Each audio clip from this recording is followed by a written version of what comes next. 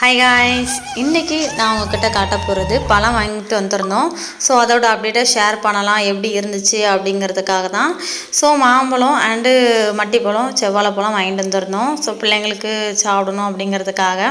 So இந்த பழம் வாங்கினதுக்கப்புறம் வாழைப்பழம் கூட ஒன்றும் அந்தளவுக்கு எனக்கு பெருசாக தெரியல.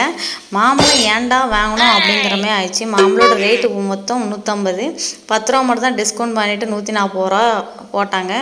ஏன்டா வாங்கணும் ஆகிப்போச்சு. ஒரு இனிப்பு இல்லை, புளிப்பு வாசம் மட்டும்தான் இருக்குது. ஸோ இப்போ வாங்குகிற மாம்பழம் ஒன்றுத்துலேயும் இனிப்பு இருக்க மாட்டேங்குது. சரி, நீங்கள் வாங்குகிற மாம்பழம்லாம் இனிப்பு இருக்கா அப்படிங்கிறத கீழே கமெண்ட் பண்ணுங்கள். ஸோ உருப்படியானது இந்த 3 செவ்வாழைப்பழமும் அந்த மட்டிப்பழம் மட்டும்தான், வேறு எதுவுமே இல்லை. ஸோ இந்த பழத்தை வெட்டி பிள்ளைகளுக்கு கொடுக்கலான்னு நினச்சேன். கடைசியில் கொடுக்க முடியாமல் போச்சு. இனி இது ஜூஸ் தான் போட்டாகணும்னு நினைக்கிறேன். ஸோ இனிப்பு சுத்தமாக இல்லை. ஸோ அதனால் இனி வெட்டிட்டு ஹஸ்பண்ட் வந்து என்ன சொல்லிட்டாங்கன்னா, ஜூஸ் போடக்கு தான் ஆகும் அப்படின்ட்டாங்க. ஸோ அதனால் இது வந்து வெட்டி ஜூஸ் தான் போட போகிறேன். ஸோ இந்த வீடியோ உங்களுக்கு பிடிச்சிருந்து அப்படின்னா மறக்காமல் ஒரு லைக் பண்ணிக்கோங்க, ஷேர் பண்ணிக்கோங்க, சப்ஸ்கிரைப் பண்ணிக்கோங்க. தேங்க்ஸ் ஃபார் வாட்சிங்.